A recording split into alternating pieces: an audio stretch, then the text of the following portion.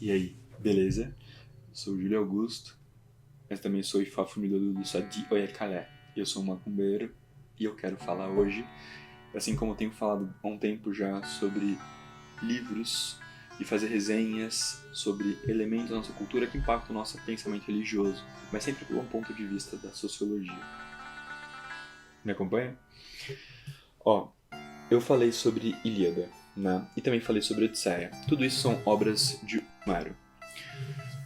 Mas por que eu tô fazendo esse vídeo agora, sendo que eu já falei sobre tanto essa obra quanto essa obra? Bom, sempre que eu fizer uma obra, eu vou fazer uma coletânea de livros, eu vou fazer uma análise grande, eu vou fazer uma análise sobre um livro, uma de outra, e depois da sequência da saga inteira pra fazer um fechamento. Fica a seu critério assistir qualquer um desses vídeos, tá? Nós temos muitos box e muito material reunindo tanto Ilíada quanto Odisseia, e por várias traduções. Essa tradução e essa edição que eu estou te mostrando, ela é da Nova Fronteira. Tem um link aqui na descrição. Essa edição, capa dura, maravilhosa, ela é traduzida pelo Carlos Alberto Nunes. E ela está ainda em cântico. Bom, isso compõe as obras de Homero. Importante falar, não se sabe ao certo se Homero existiu. O que sabe-se é que ele viveu entre o século IX e o século VIII a.C., na Grécia Antiga, e não se sabe se ele era um contador de história e contava essas histórias e ficaram popular, ou se era um coletivo de gente que ganhou o cunho de Homero, ou se essas histórias já existiam no conhecimento popular e apenas Homero a compilou, e aí então nós estamos acreditando esta compilação. Não se sabe. O que sabemos é que essas histórias já estavam no conhecimento popular e nós temos um material a partir do grego antigo. E Carlos Alberto Nunes é um médico brasileiro que ele traduziu direto do grego clássico para nós. Então essa tradução é a mais próxima do original. Que então, para entender umas questões da cultura, de como a história era contada naquela época, eu tenho essa edição.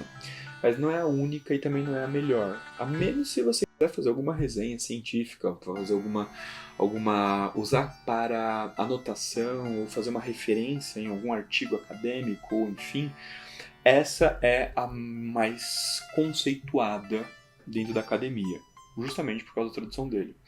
Mas a tradução dele que gera isso, não significa que é essa edição, beleza? Tudo isso então concunha o grande período, os 20 anos da saga, do universo da Grécia Antiga, que é a Guerra de Troia. Ilíada conta os 10 primeiros anos, mas não exatamente os 10 primeiros anos inteiro, apenas 3 anos durante os 10 primeiros anos, que é justamente quando Aquiles fica irado com a morte de Patroclo. Nessa trajetória da morte ou da vingança de Aquiles, a gente aprende uma série de pequenos detalhes relacionados a como o cântico influencia ou está ensinando para quem está ouvindo o respeito que nós temos que ter aos mortos, à vida ou ao sentimento ou o respeito àquele falecido. Mas também a gente pode perceber ao longo da história como um todo a mudança de perspectiva e de lado de alguns deuses. Então é como se a ação de uma pessoa pudesse impactar todo o coletivo, ou que os deuses podem mudar de ideia. Então não existe nesse período aquela ideia de uma ordem única ou de um destino fixo. Existe que a minha relação e a das divindades, elas coexistem e essas coisas podem mudar de acordo com as ações. O que eu quero dizer com isso? O que você pode interpretar para os dias de hoje? É como se você estivesse vivendo a sua vida, você na sua comunidade, seu terreiro, sua vida, enfim. E aí, as ações de uma pessoa podem influenciar o coletivo inteiro. Então, por exemplo, se uma pessoa for filha da mãe o suficiente e frequenta o mesmo local que você, as coisas podem começar a atrapalhar a sua vida e a vida de outras pessoas. Esse é o pensamento. Então, mesmo que você seja uma pessoa correta, você vai ser impactado por aquela determinação. Se você por algum motivo falou, eu já parei pra pensar nisso, eu acho que sim. Bom, é esse tipo de pensamento que é construído em Ilíada. É esse tipo de análise que é feito. Mas é importante falar que essa análise é feita a partir das histórias do que estava acontecendo com as pessoas.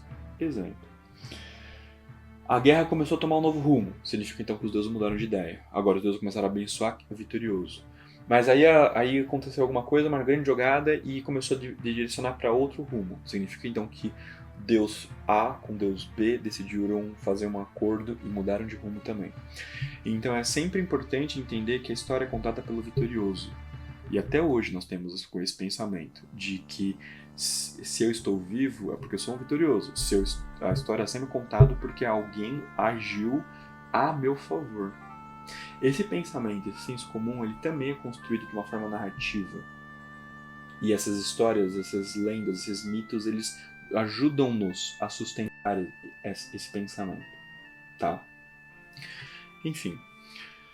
Então Aquiles, ele profana o corpo de Heitor, ele não dá as honras, e aí a guerra toma um novo rumo, e ele, sendo quem ele é, ainda assim pode vir a ter seus problemas. Aí é onde que entra uma pessoa em dois momentos diferentes. Uma pessoa antes do fim, que é o próprio Odisseu, que também pode ser traduzido como Ulisses, depende da tradução. Odisseu aparece e fala, peraí, mano, não age sem pensar. E depois ele sugere ele deu uma ideia de construir aquele cavalo de Troia que todo mundo conhece e colocar vários soldados dentro dele e oferecer o famoso presente de grego. Esse presente, ou essa história, foi a ideia de Odisseu e está em Odisseia. Depois a história se passa os 10 anos posterior, que é a volta de Odisseu para sua casa e tentando manter então a boa conduta, a boa palavra, mantendo-se leal ao que lhe foi dito. Mesmo passando por ninfas, mesmo passando por cantos de sereia, mesmo envolvendo ciclopes, tudo isso ele tinha que se manter leal. É como se Odisseu representasse nesses mitos o comportamento ideal de como um homem tem que ser. Então sabe quando você escuta aquelas histórias tipo envolvendo um messias ou alguém que tenha um comportamento ideal que todos os deuses aplaudem, mesmo os que vêm para testá-lo, e ainda assim ele sempre sai vitorioso porque ele é um cara astuto, é um cara sagaz, é um cara que faltam-lhe adjetivos para enaltecê-lo. Então, quando você tem esse pensamento, essa ideia do comportamento ideal que é passado por várias pessoas, é como nós temos do Messias, do comportamento ideal do Odisseu, ou de Jesus Cristo, ou de um Siddhartha Gautama, ou, enfim.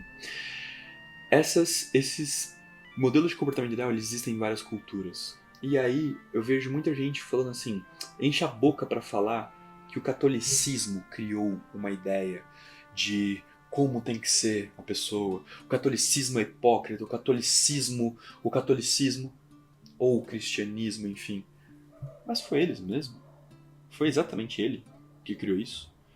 Nós estamos falando de uma obra do século VIII a.C., na Grécia Antiga, que já está defendendo uma ideia de um comportamento ideal de um ser humano que, mesmo perante os deuses, ele vai sempre ser leal àquilo que ele pregou para manter-se leal ao seu casamento e também leal ele jurou para o seu pai que ele voltaria. Então ele não pode simplesmente abrir mão de sua palavra.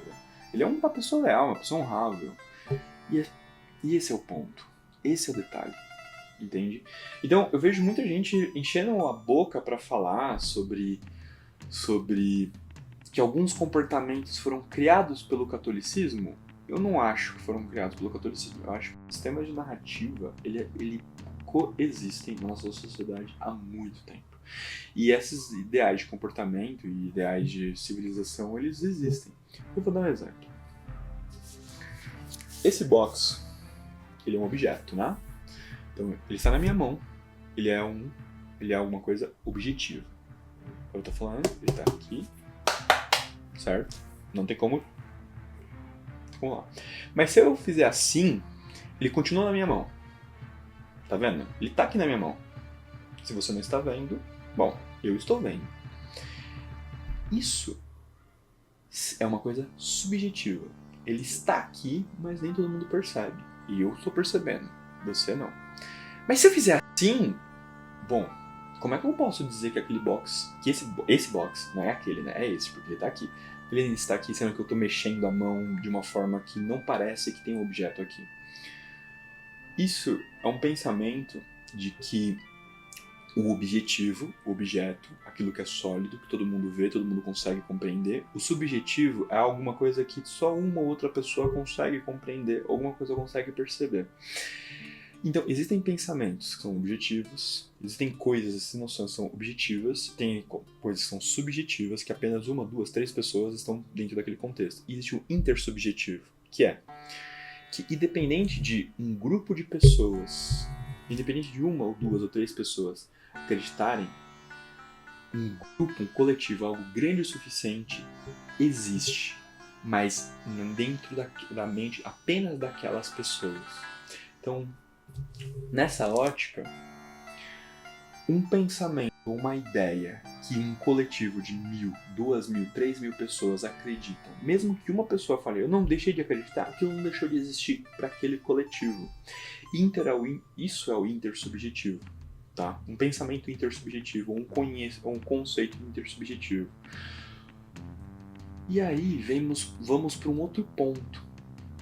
Como é que você elimina um pensamento que está numa intersubjetividade? Porque é algo que já não é tangível, um grupo inteiro de pessoas está vendo aquilo, compreende aquilo, entende aquilo e age a partir daquela existência, mas aquilo nem todo mundo consegue tangibilizar. Como é que se lida a partir disso?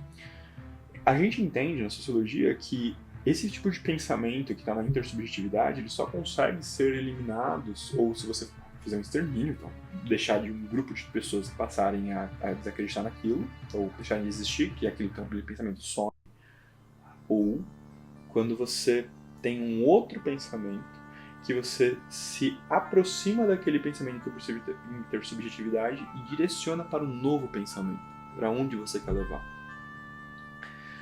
Então, essa ideia de um conhecimento, ou um conceito, um ideal de um comportamento, ela não existe ela é um pensamento intersubjetivo que está presente em várias culturas, mas conforme uma cultura foi se associando a outra, então o mesmo pensamento foi sendo migrado e ele esteve perene entre várias civilizações e várias histórias, que chegou até os dias de hoje e ainda está em nós através da existência de diversas histórias e ainda é mantido dentro de nós. Então, não foi uma criação do catolicismo e também não tampouco é uma construção única, exclusivamente europeia. Tá. Também a gente pode fazer algumas críticas à obra de Homero, falando eu entendo que ele estivesse construindo uma linha dizendo que o objetivo era ensinar, trazer conceitos civilizatórios para as pessoas.